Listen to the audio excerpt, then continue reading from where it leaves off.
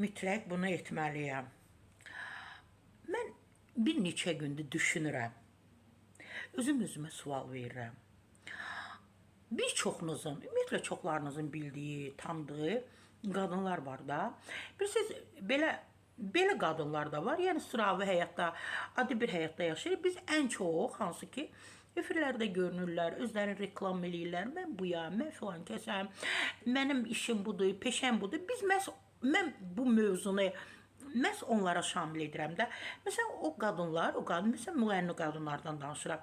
Hərəsi 3, 4, 5 uşaq dünyaya gətirib. Hər birisi də başqa-başqa kişilərdəndir. Neçə gündür fikirləşirəm ki, düzdür, indi valideyndir də, anadır da, onları məsələn maarifləndirir, gələcəyə hazırlayır ki, sən onun bacısısan, o sənin qardaşındır, o sənin qardaşındır. Bax, məsəl üçün, mənim üçün maraqlıdır da, bəs bu uşaqların soyadları nədir? Tutaq ki, bir uşaq, məsəl üçün, Cəfərovdan. Filankəsov, adı budur Cəfərov. Birini, nə bilim, Ağayevdən, birini, nə bilim, Abbasovdan.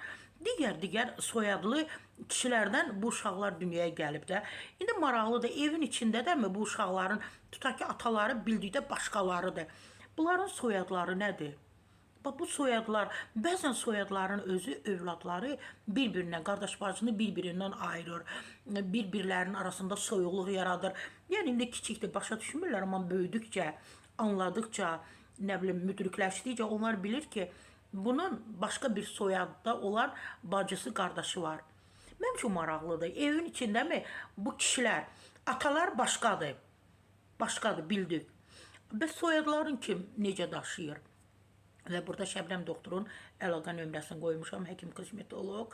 Mən xahiş edirəm, o xanıma müraciət edin. Hamını gözəlləşdirir, üzünü, simasını dəyişir. Xahiş edirəm, həkim kosmetologum, mənim Şəbnəm xanıma müraciət edin.